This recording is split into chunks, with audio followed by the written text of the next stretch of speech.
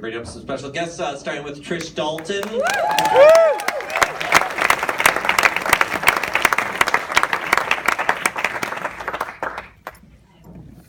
Trish, do you want to introduce our other guests?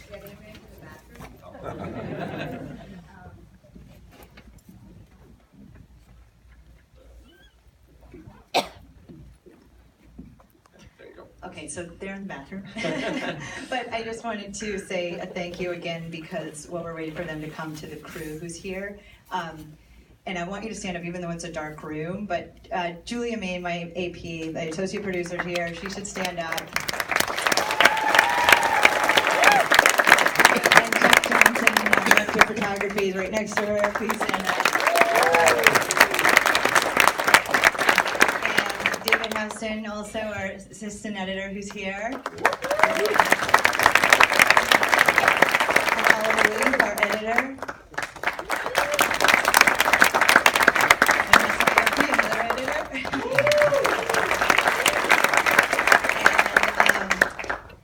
I'll just mention other special people who are in the audience. Shamar's mom, Joy, came up here from North Carolina. She's here.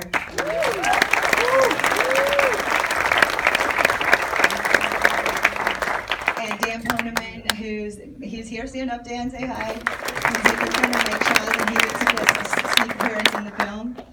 And Anthony, who's filming right now. Hi, Anthony. He's Shamar's friend, and that's his recording studio that we filmed in.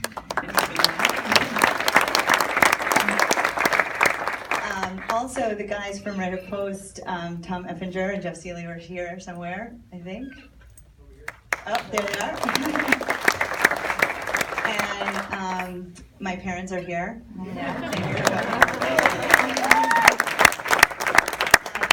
So there's like a million more people back. There's a million more people here who I want to thank, but thank you everybody for coming. It's great to see a crowd and feels this much support, so thank you. So Trish, while we wait for our other guests to join us, can you discuss how you and Sharmeen got brought into this story? Yeah, and that's actually more people I need to thank who are our producers. So Sharmeen was giving a talk in somewhere about her work. As some of you may know, Sharmeen's won 2 Oscars and many Emmys, and she's a phenomenal directing partner. And she was giving a talk about her work, and both Sharmeen and I have done a lot about human rights issues. And we've worked all over the world, and we've been friends for, 15 plus years. And normally we would talk every year or so about projects, and normally, Sharmeen would call me up and say, hey, I got this, Kalashnikov factory in northern Pakistan or something. And instead this time she called me because she met Steve Stoute at one of these talks she was giving, and he said, somebody like you should do something on the college athlete system in America. And so Sharmeen did some research, and she called me and she said, what do you think about this idea? And she said, I think if we start something, we could go back and talk to Steve about helping produce. So that's how we started. We went back to Steve Stoute, and he came on and he talked to Maverick Carter and LeBron James, and they came on to also support us. And then eventually we partnered with HBO Sports, and led by Rick Bernstein, Joe Persky, and Kristen Winters, and they came on, and that's how the film happened. All right, so let's bring our other guests up to stage here. We've got Tim Nevius, who's a lawyer who works a lot on these issues, and then Robert Turner, you saw briefly in the film, former NFL player, and someone who works a lot around these issues. At least one of you has a working microphone, and one of you has a non-working microphone. So we'll just ask you guys to share that microphone. Tim, let me start with you since you've got the microphone. Can you talk about what are some of the legal issues that are happening now around delivering some justice to student athletes? Sure, yeah. So there's been a legal push in a number of fronts for the past 10 years, really, which started with, it was called White v. NCAA. It was the White case that was a former college quarterback, current college quarterback at that time, who brought a lawsuit against the NCAA to challenge the restrictions on compensation.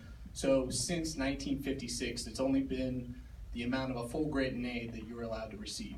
prior to that, there was actually some leeway into what the athletes could get. He brought that lawsuit, the lawyers took it on, they didn't have a whole lot of experience in that area, they ended up settling, they won a multi-million-dollar settlement, a lot of that money went into the lawyers' pockets, it created a fund for the athletes that carries over year to year, did not result in a single rule change though, and that was a problem. After that, Ed O'Bannon brought a lawsuit. There's a series of other lawsuits that have been brought since then, but one of the biggest one was Ed O'Bannon brought a lawsuit. Former UCLA basketball player, played in the Final Four. He saw himself in a video game similar to what you saw here in the film, and he said, "That's me. I'm not getting paid for that." The NCAA argued that he brought suit against the NCAA. It was a class action for the use of name, image, and likeness without compensation. The NCAA said, "That's not you. That's just an avatar. That's just a cartoon, essentially." Despite the fact that it has the same physical characteristics, same height, same weight, same hometown, same number, same gestures and celebrating, everything. And they said, "No, that's just a cartoon." And so he brought a lawsuit. It was a 5-year litigation, ended in 2014, in favor of the athletes, at least from a liability standpoint. It was the first time in history that the NCAA had been found guilty of an antitrust violation, which is essentially price fixing, from the standpoint of the players bringing a charge. Coaches had brought claims before that they succeeded on. The NCAA was found guilty of antitrust conspiracy in that case, but it was overturned at the Ninth Circuit, and so it didn't result in any significant change beyond the ability of the players to get the cost of attendance, which is the amount of about $3,000 to $5,000 or $3,000 to $6,000 above their scholarship they can get for daily expenses they need for transportation, for laundry money, for a variety of other things that it just costs to go to school. And then the last case that is going on right now, which I'll mention, is sort of a duplicate of the White case in some respects, in that again, it was a case that I was involved in. I helped start, and Jeffrey Kessler, who's the outside counsel for the NFL Players Association and NBA Players Association, began. And it was again to challenge this restriction on compensation, the rules that prevent the players from getting anything beyond their scholarship and now cost of attendance. That went to trial just earlier last month in September, and it's in front of the same judge who decided the Ed O'Bannon case. We won't know what the outcome is until probably November. Things, I think, look in favor of the plaintiffs, that the judge again is going to make a similar ruling that she did in O'Bannon, to say that this is a price-fixing conspiracy. You're capping artificially the wages that the players can receive for their athletic services, and that's against the law. That's against federal law. It's going to be appealed to the Ninth Circuit almost automatically. That's what happened in the previous case, and the outcome of that is uncertain, because the Ninth Circuit in the previous case decided that this concept of amateurism is vital to the product of college sports, citing previous Supreme Court precedent, and so that's the potential outcome again in this case as well. Hopefully, in my opinion, it's something different. Robert, we see you in the film commenting on many of the hidden costs, including psychological costs that these players undergo. Can you talk about the where your work is focused today? Yeah, I focus on several different things, but so the bulk of the work that I'm doing now has to do with concussions and psychosocial factors around that. But as you may know, I wrote a book about NFL athletes and their transition to life after football, and that's a lot of what we're kind of working through here in the film. But obviously, those are people who have made it to the NFL and on different levels. Some have stayed very, very shortly like myself, and some have stayed quite a long time. But really the process in terms of emotional and that transition to life after sports is very, very difficult. And it's very similar on both levels, because as we saw in the film, you're seeing yourself, you're imagining yourself, you're dreaming from the time you're 9 years old. Like myself, when I decided that I wanted to play football, I think I was somewhere around 7, 8, or 9. And how that actually happened was I remember, I didn't even know what the game was, but I just remember all the men in my family, they were all huddled around the television and they were screaming, they were so excited, and I just looked at it and I said, I don't know what that is, but that's what I want to do. If that makes everybody else so excited, that's what I want to do. So I went on basically a 16-year odyssey from 11 years old all the way up to 27, almost 28 years old, pursuing that dream. And then that one day where you're hit, I write about this in the book, where I sat in the general manager's office and he said, well, where do you want to go from here? And I was dumbfounded. I didn't have an answer for that. I just couldn't imagine. I knew it was coming. I knew it was in front of me. But the question wasn't, where do you physically want to go? It was, what do I do with my life now that I can no longer do the thing that I really want to do?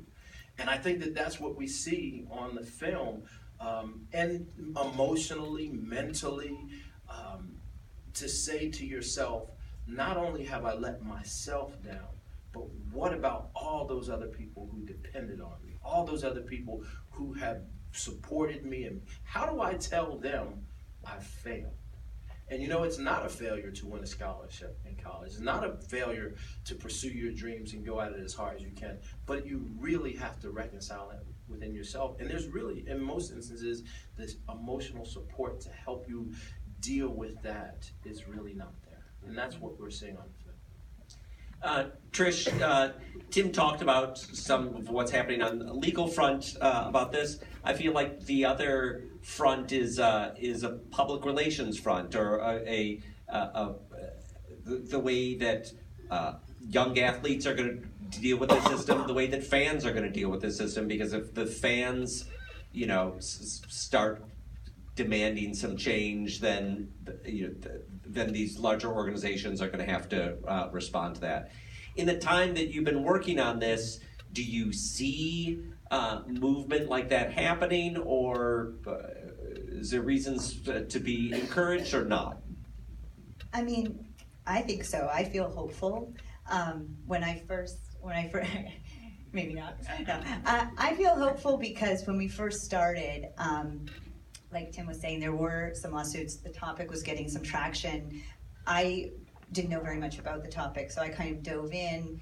And as we were meeting, I guess partially because I was meeting so many people who are trying to make moves, like Tim and Robert, to help the players find a voice. And there's been a lot of people advocating for them. I feel like there's been a lot more press that talks about inequalities in the current system.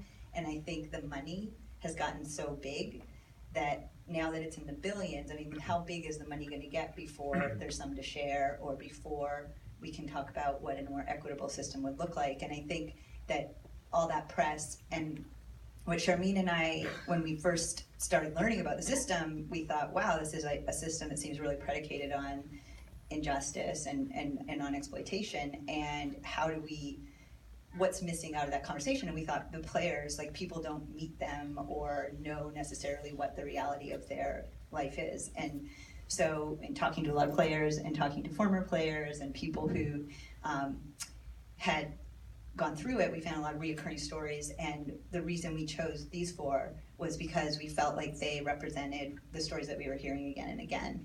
And also because the families were amazing and the players were amazing to really let us in and let us follow them. We followed them for 2 years.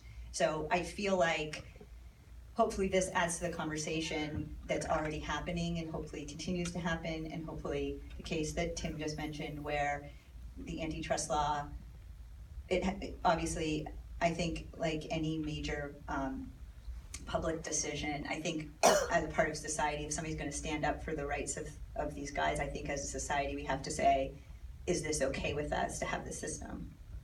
I mean, in a way, it's a question of labor organizing, and there are special impediments in this world, and that you're dealing with people who are so young and people who come from oftentimes a background of real need and think of themselves as exceptions, and so it's hard to think of for people to think of them as groups. But I have been vaguely aware in the last few years I remember, I think, was it at Northwestern University where there was an effort to unionize college players. Tim or Robert, can you talk about any of that activity that that you've witnessed to kind of raise awareness at the player level? I mean, when it comes time for March Madness, if the Final Four teams just said, "Hey, we're not going to play," you'd seen some change happen pretty fast. I kind of feel. Yeah, so that's actually a significant case that took place at Northwestern that I failed to mention, and it's certainly worth talking about.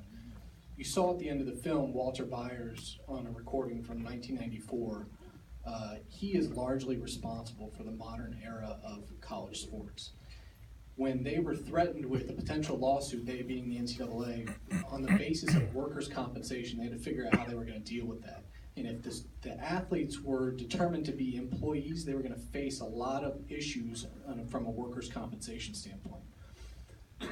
So they set in motion, when he coined the term student athlete, it was to avoid them being designated as employees. And at that point, they set in motion this propaganda machine that continues to this day. I feel qualified to say this because I used to work at the NCAA. I was there for 5 years as an investigator. I was responsible for enforcing these very rules until I changed sides and sued the NCAA. And so that for decades, they have been pushing this idea that these are not athletes, these are students, and students first. You also saw Mark Emmert, the current NCAA president, at the beginning of the film talking about how these athletes, yeah, maybe they're not paid, but they are given tremendous opportunity. They're given, access to the universities that are the world admires, and all of these different, marketing advantages and opportunities. And all that's true to some extent. You also heard Nick's, I think it was Nick's aunt who said, just like Beyonce, if you mess up at all, it all goes away. Beyonce, I think, has some leeway there, but she's saying, like, if you go on stage, you have to be prepared, and that is absolutely true for these 16, 17, 18, 19-year-old young men and women, that if they mess up at all that opportunity that President Emmert talked about just goes away. So the problem is that you have this propaganda machine just running constantly, talking about how these are students first, they're given all this opportunity. And yes, there are successes, and they highlight those successes. What they don't talk about are a lot of these stories. You don't see these stories very often. And when you do, it's because somebody like Trish and other people that find this compelling, present it to the public, and people are oftentimes shocked by it. The organization of athletes doesn't exist. It's all the interest here is dissipated. So in 2014, only Northwestern University football athletes submitted a petition to the National Labor Relations Board to be designated as employees for purposes of organizing as a union. That was successful at the regional level, meaning the regional director determined in a lengthy and well-written opinion that I recommend you read, that these individuals are employees of the universities for a variety of reasons, including how much time and effort they spend on their athletic endeavors, and in turn how much money they then generate for this university. That was appealed to the National Labor Relations Board, which essentially declined jurisdiction. Because they said that this is a private university. Others at the public universities are not going to be able to go through the same process to be organized from a union standpoint, and therefore we're going to decline jurisdiction, which essentially defeated the effort. What it did was it certainly brought more attention to the issue, and it gave some individuals the idea and the hope that, hey, there is some ability to organize here. We haven't yet capitalized on that and captured that energy from the athletes. So it exists to some degree, but one of the other bigger problems is that you have a very short time span in which these athletes are in college. So when they come in as freshmen, no one's standing up to say, I'm going to challenge this system. I just got here. Sophomores, same thing. By the time they're seniors, they have a very short time in which they're going to try to get together, organize, and make a demonstration, or try to, to submit a petition to be a union, and then they're gone. And some of them don't even make it 4 years, as you know. To what you mentioned about sitting down, like at the Final Four, refusing to play, that has been brought up many times. And it's a really hard thing to compel people to do. Once you get, especially when you get to that point, it's the pinnacle of your, potentially the last game of your career. And you've made it all the way, and it's been ingrained in your head that now you're playing in front of hundreds of thousands of people and millions more on TV. But Nigel Hayes, who is one of the lead plaintiffs in the current litigation, he wrote an article for the Players Tribune in which he talked about that was discussed before they took the court, before it was a conference game 1 year, not the Final Four, although he was in back-to-back Final Fours. So that's discussed. I think it is the NCAA and the conferences and the schools are incredibly afraid of that possibility. And in my opinion, sooner rather than later, that's going to happen, I think, unless they really make some serious changes. Let me jump in from two perspectives. I'll try to do one from a sociology perspective, since I'm a sociologist, and then I'll also try to really come from this from a player's perspective, or at least my observations of players. And so one of the big issues that we have, it's about power, obviously, but it's really about agency, right? Because on one hand, I know you can probably to add to this, we saw that at the University of Missouri, where the football program felt that there was so much racial tension going on campus that they, said, unless you address this, we're not going to play. And that essentially cost the president of the university his position. There were, they lost lots and lots of students. Their attendance, their enrollment went down quite a bit, all because there was that power that the athletes at that special moment was able to harness some of that power. And so those from the outside, and even some people on the inside would say, well, this might be that moment where athletes would actually start to rise up and have their voices heard and participate in what we would consider to be these human rights issues. I think too many times we're focusing on the money, but money doesn't fix everything, because we're talking about fundamental rights from my perspective of what the athletes should have on campus, just like any and everybody else. I taught at the University of North Carolina. And one of the things that I saw, it was very obvious in every campus that I went to, that a degree as a basketball player and a football player, or I wouldn't say the degree, but fundamentally your experiences were very different than everyone else, which meant that you didn't have the same opportunities to leverage that degree when you get done. And so the question is, why didn't we see that movement at that period of time? And I think one of those reasons is because the players recognize that the system that they're in, if they challenge it in any way, you can get shut out, very simply. So I'll give you, what do I mean by that? Very quick thing to do about that. Well, at the University of North Carolina, out on the outside of the locker room where the players go in and they practice, and then it was also on the outside of the weight room, essentially, if the athlete what the strength and fitness coach felt that they weren't putting in 100% effort, they said that you will not get recommendations from me or from this program when NFL scouts come to look at you.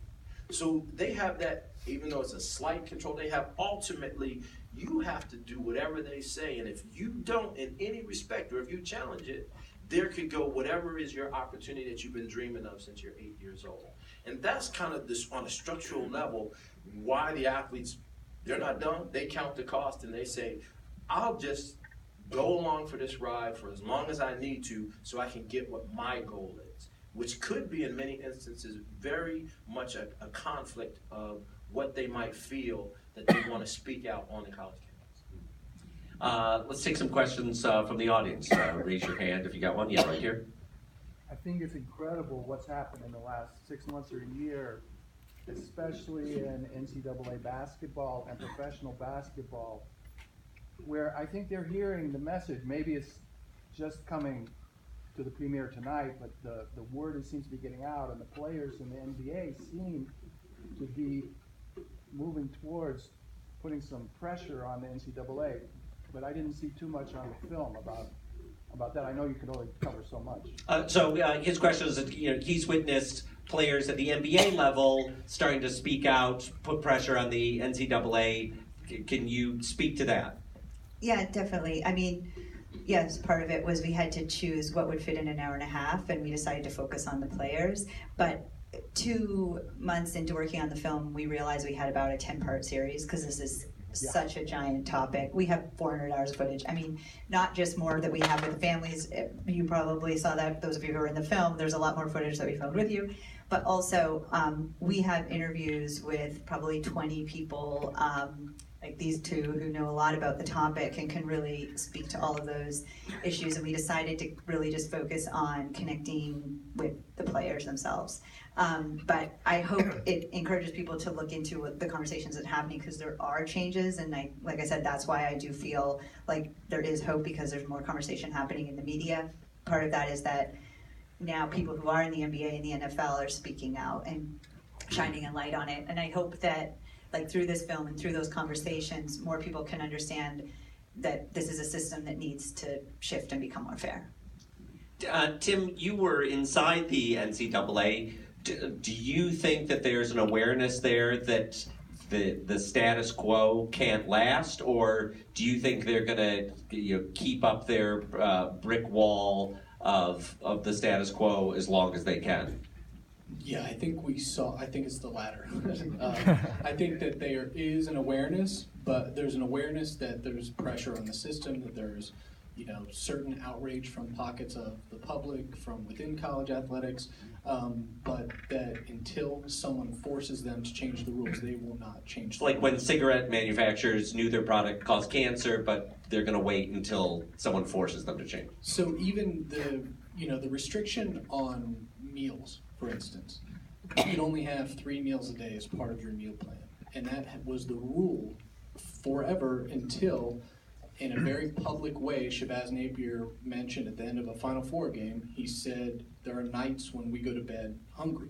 That's because you can only get those meals that are part of your 3 days a meal plan, just like the English student and the math student, yet you're training 50 hours a week.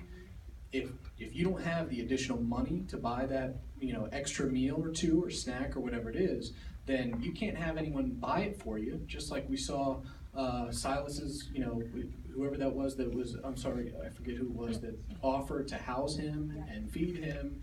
That was, resulted in him being ineligible. They finally changed that rule to say you can have unlimited meals now. Now the NCAA, it was only because of pressure that they changed the rule, and now they claim, look at us, we're really taking care of our athletes. Same thing was true with respect to the duration of a scholarship. It was only allowed to be 1 year, renewable on an annual basis at the discretion of the school. They could cancel that for any reason or no reason at all.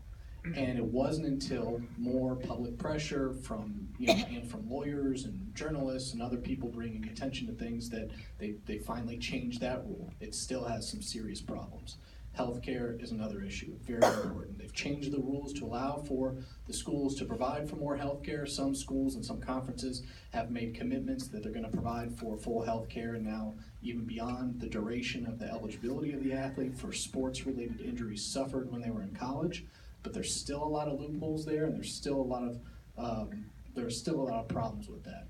I think in responding to maybe what your question was related to at the recent events within the last year, such as the FBI investigation, and there's more attention to college sports about that. I think we got our answer when Condoleezza Rice, who was hired as an outside to be on this, as a director to lead this panel, the commission. Yeah, she was an outside commissioner. She came in, her group did an investigation and study, talked to a lot of different constituents. They came out with a report. People were hopeful that after the FBI got involved, for those of you who don't know, it was about a year ago this time last year, that the FBI had a sting operation in which they found that a number of people were paying players under the tables and giving bribes to coaches to influence the players to then hire them in a variety of different capacities when they became professionals. The U.S. Attorney's Office and the FBI conducted a sting operation that goes to trial. Actually started today in the first case. People were hopeful that that was a very shocking moment and it was going to result in meaningful change. No meaningful change has come out of that, in my opinion. They issued a report. The report basically said, let's get rid of the one and done rule, which is an NBA rule. Let's create different enforcement mechanisms, which they've done essentially every 5 years once there's some sort of significant event like this that causes some outrage.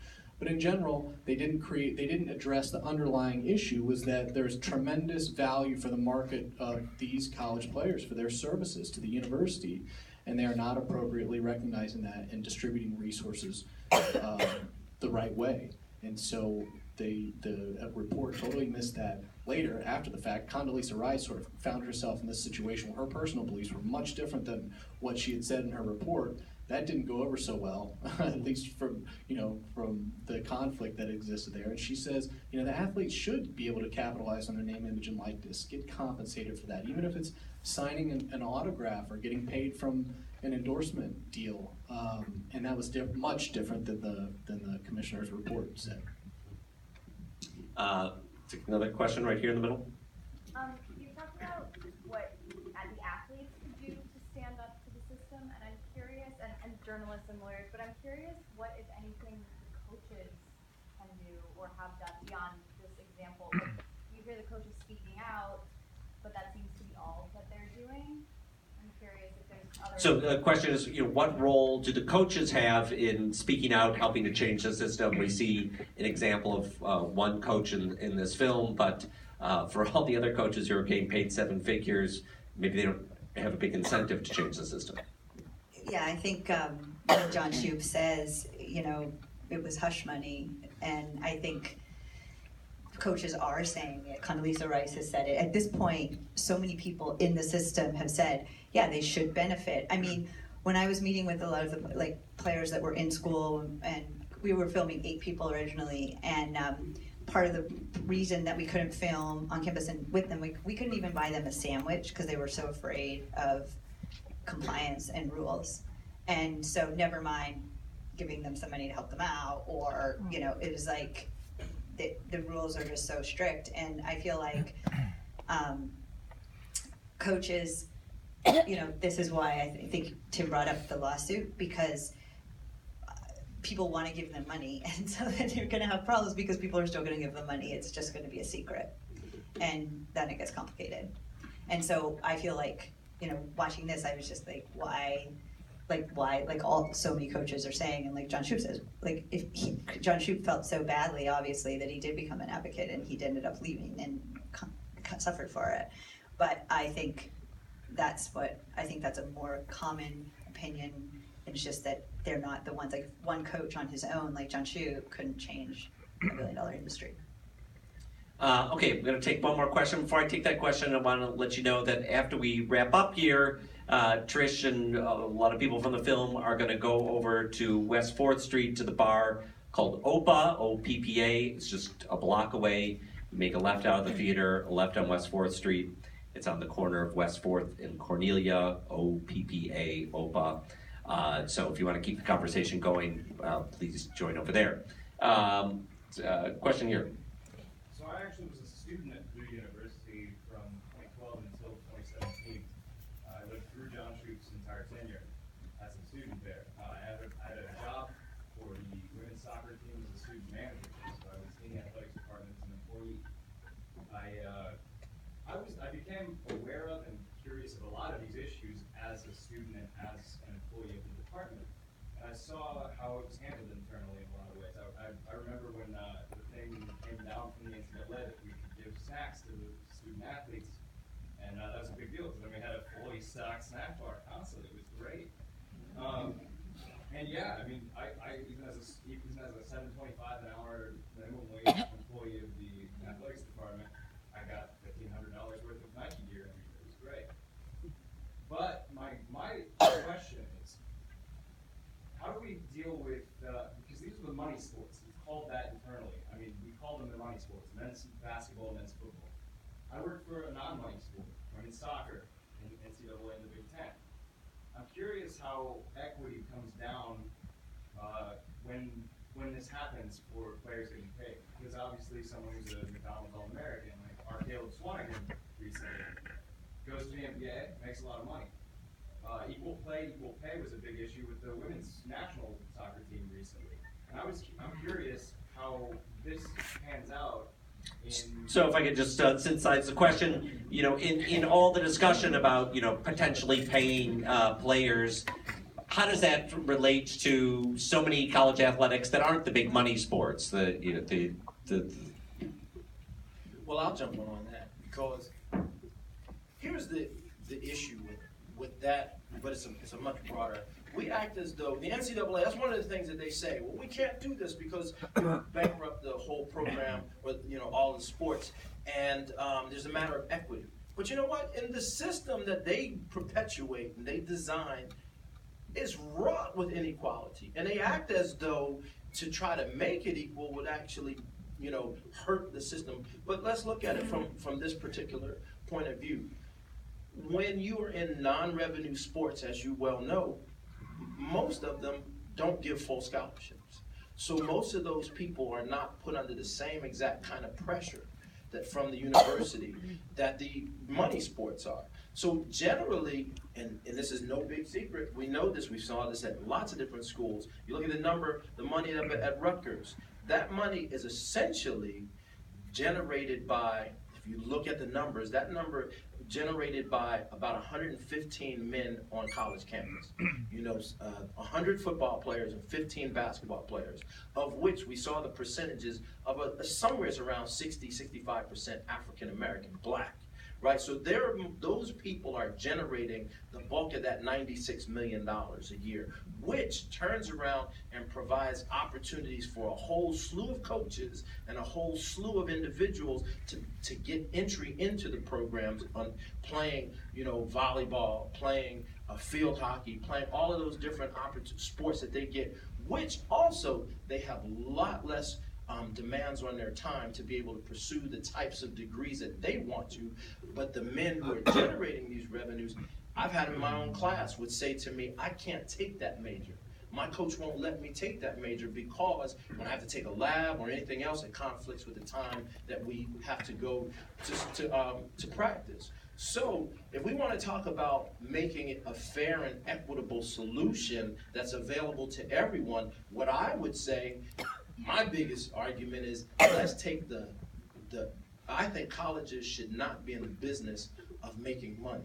Sports should not be in the business. It shouldn't be a business. We have a great model, Division III model, where everybody goes in and they treat them exactly the same, where they get an opportunity to actually make sure that their degree means something. But no, why won't they do that? Because as we saw on the screen, Rutgers, who hasn't won anything in a long time, generates $96 million a year. That's a lot of cheddar, as we say.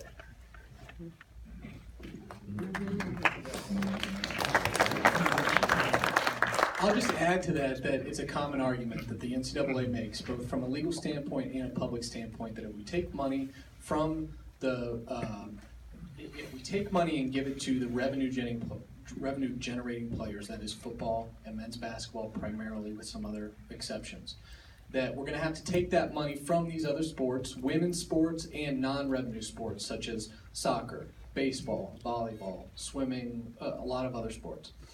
Take that money and we're going to have to give it to these guys. We're going to have to cut all of these sports. That's a very disingenuous argument. I think it is an absolute lie, because you saw the facilities that they're building with that money. You saw the salaries that they're paying these coaches. So what they're saying is that we can't touch this pool of money over here. We're going to have to just cut these sports to give the money over here. It's completely disingenuous. The fact is the money exists, the money is there, the revenue is being generated. Even like a walk-on, like you saw with Silas, he is counted as an expense to the university from an athletic standpoint. It is from an athletic standpoint. They count that against the revenue that they're generating. However, they're not taking into account the fact that he's a walk-on, and he's actually generating money for the university by paying tuition. The universities make a lot of choices when it comes to how they show their finances and how they report them. They also have every incentive to spend every dime they make because they're non-profit institutions, and therefore they don't want to be taxed. So any money that's coming in, they put into major facilities, they sign big contracts, they sign big commitments. But in terms of the revenue generation, the money's there. It's also protected by Title IX because Any money that's given to men's participants is going to have to be given to the women as well, until and unless perhaps they're deemed employees, which I don't know that we're going to get to that point. But even if you just remove the restriction on payment, you provide more resources to the men, you're going to provide more resources to the women. That was the outcome of the O'Bannon case, in which they created that additional cost of attendance that was given to both men and women if the school decides to do that. So as we wrap up here, Robert, the name of your book for people want to go check it out? Thank you. It's called Not For Long, The Life and the Career of NFL Athletes, and it is on Oxford University Press, and I would really love your support for it. By Robert Turner. Trish, this film goes out on HBO tomorrow night? Tomorrow night, 10 p.m. Okay, very good. Then people can continue to watch on HBO. Making a special night for tonight so that people could see it in a theater. This is the only public theater screening, and thank you everyone for coming, because It's our pleasure. If you want to say one quick thing. I had the pleasure of working with Trish and so many people on this movie, and I have to tell you, they are just marvelous. They're wonderful. They're smart, and they're responsible for this film, and we really just need to give it up for them.